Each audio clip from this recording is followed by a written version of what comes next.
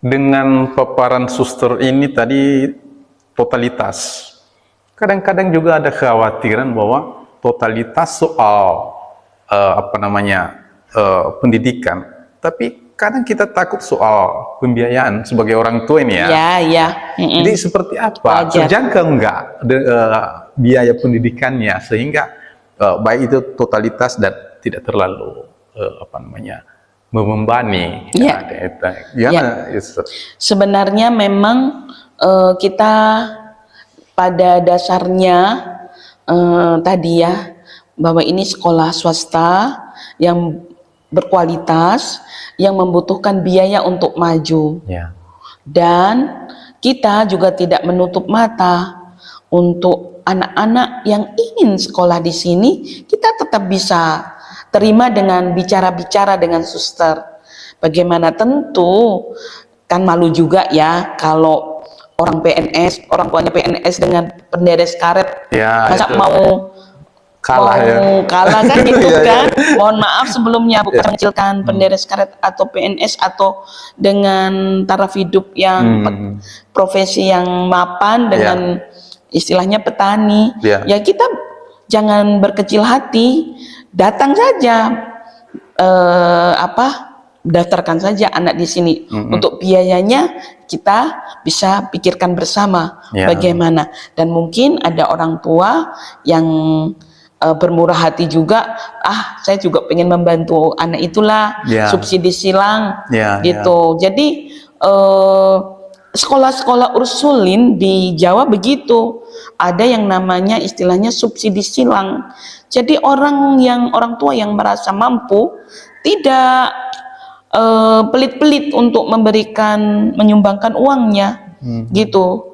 Jadi dia membayar sesuai dengan kemampuannya. Misalnya, dia itu orang yang punya perusahaan, punya toko besar, ya dengan sendirinya dia membayar besar juga untuk membantu anak yang miskin atau yang kurang beruntung, kurang mampu, begitu.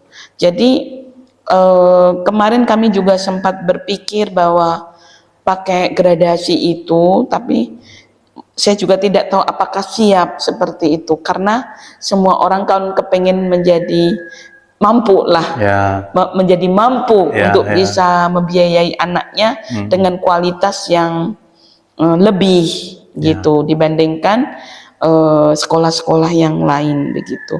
Dan ini sekali lagi sekolah swasta yang membutuhkan biaya operasional. Betul. Tapi bagi yang merasa kita melihat kemampuan ekonominya tidak mampu, jangan takut untuk sekolah di sini. Mungkin dengan anak babi atau pisang lah, atau bagaimana, atau karet. Saya sempat berpikir begini, ya sudah, kalau misalnya katakanlah 200 sebulan, 200.000 sebulan ya, kalau kamu kumpulkan aja. Itu misalnya karet bawa sekilo, 2 kilo, kelapa gitu. Boleh. Iya, kami terbuka sekali. Dan itu memang kami sudah pikirkan bahwa untuk orang-orang yang tidak mampu, jangan takut untuk sekolah di sini. Kita bukan gratis juga, tetapi ayo kita bersama-sama membangun anak kita dengan pendidikan yang baik dan sesuai dengan kemampuanmu. Pasti tidak sama sesuai kemampuan. Jangan sampai begini loh, Bapak Ahmad Kalista, nanti anggota DPRD maunya sama dengan petani. Kenapa anak petani kok bayarnya hanya 100.000? Waduh, jadi bagaimana ya? Jangan samakan, itu harus punya konsep yang berbeda. Begitu, bahwa dengan saya membayar segini, yaitu sesuai kemampuan, sesuai berkat yang diberikan Tuhan kepada orang tua. Kalau pelit-pelit nanti diambil semua sama Tuhan. Kalau kita, anak itu kan titipan Tuhan, maka untuk apa uang yang banyak itu kalau tidak dipakai untuk anaknya, daripada anak untuk merokok atau beli tua. Jadi pilih yang mana gitu. Jadi karena pendidikan itu investasi loh. Betul. Ahmad Kalista, kalau kita menyadari anak kita ini menjadi investasi, pendidikan menjadi investasi, Ya, gitu ya. berani untuk menyisihkan uangnya untuk pendidikan anak-anaknya yang baik. Begitu. Artinya udah dibuka peluang dan solusi soal pembiayaan ini. Iya. Tidak harus melalui uang, Iya. tapi bisa melalui bahan-bahan Ya, pertanian yang alam itu. yang dia punya, Ya, artinya yang mereka punya. artinya masyarakat kita ini nggak ada alasannya, saya nggak mau kasih Iya, anakku lebih. nggak punya uang. Oh, Jangan ya, takut, betul.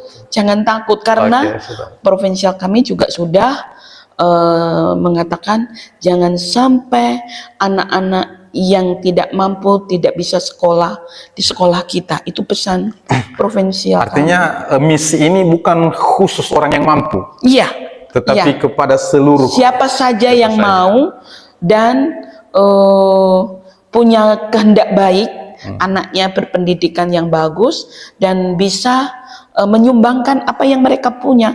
Jangan istilahnya apa ya, minta belas kasih ya, gimana ya mau bicaranya ya, ama jangan menggantungkan Ya, gitu ya, begitu Kak. Tetap harus bertanggung jawab kepada Ya. pendidikan anak ini. Ya, Kalau mau betul. bagus, ya inilah Betul. konsekuensinya, Ya. begitu. Baik, Suster. Satu lagi nih, Suster, soal tenaga Ya. guru. Karena selama ini kami sebagai warga ini khawatir. Karena selama ini kan guru ini udah jelas dia jam 12 sudah pulang ke rumah. Nanti ketika ada diberlakukan seperti ini sampai jam 3, tentu kan semakin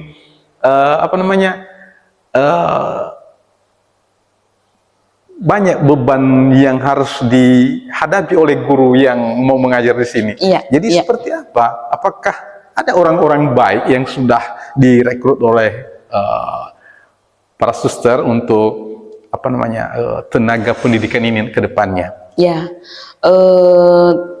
jadi untuk tenaga guru memang kita ambil dari warga Nias Barat. Ya. Jadi yang sudah kami siapkan itu adalah tiga guru, tiga guru lah ya, yang 2 perempuan. Ya. Juga 1 laki-laki sebagai tenaga administrasi, juga sebagai tenaga guru juga, guru olahraga. Nah, ditambah lagi orang suster nanti yang ya termasuk kami Ya, pasti akan terlibat di situ, full, begitu kalau kami.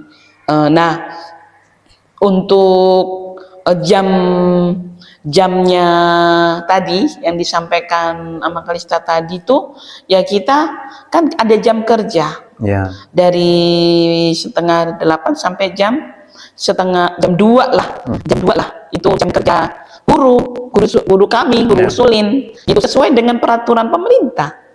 8 jam sehari, ya kan? Itu aturan umum kan?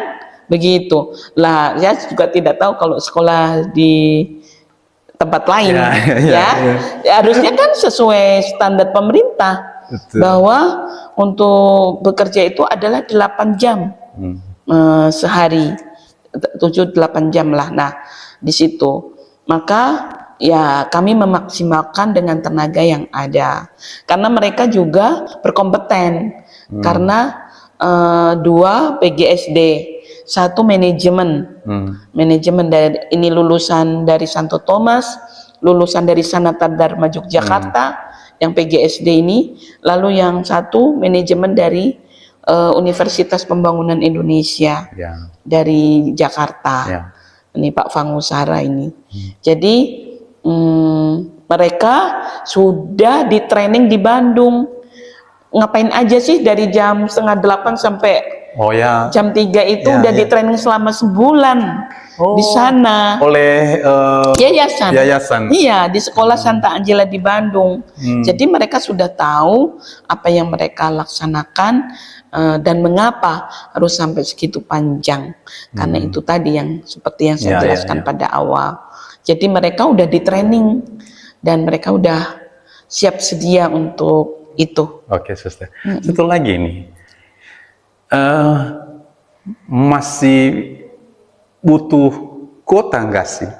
Ya, siapa tahu nanti ke depan ini ya, karena saya dengar ini sangat terbatas.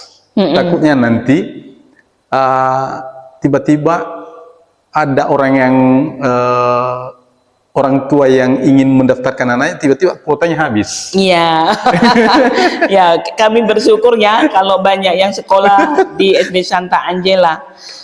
Memang kami kuotanya tadinya 70, tapi dari Dinas Pendidikan menyampaikan satu kelas itu hanya 28 orang. Jadi kami kan hanya membuat 2 kelas.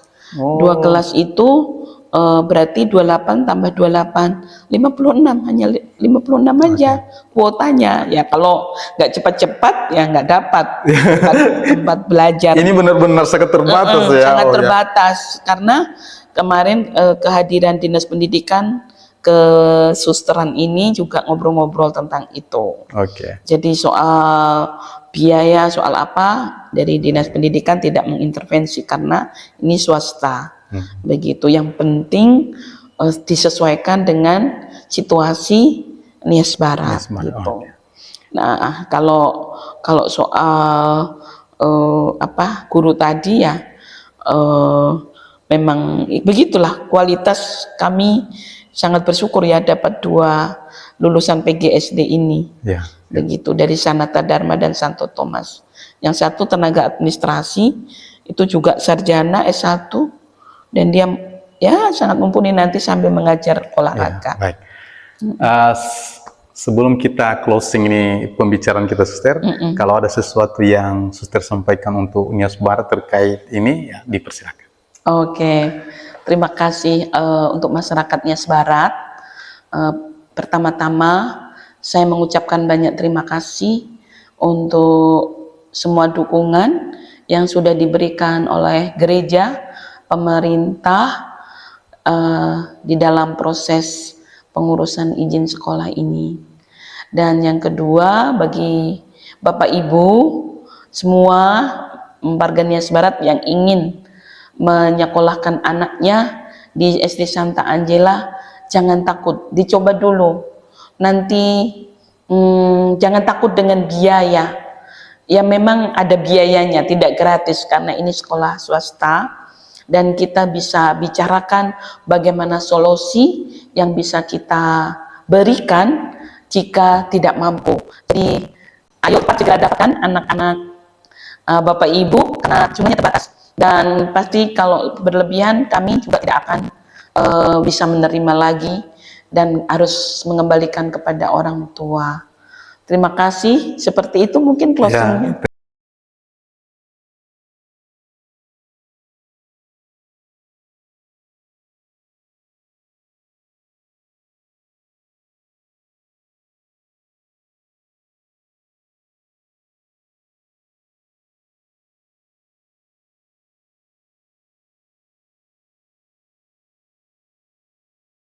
Itulah pembicaraan kami terkait SD Santa Angela, Nias Barat. Semoga wawancara ini bisa bermanfaat bagi kita semua. Yahobu. Yahobu. Ya,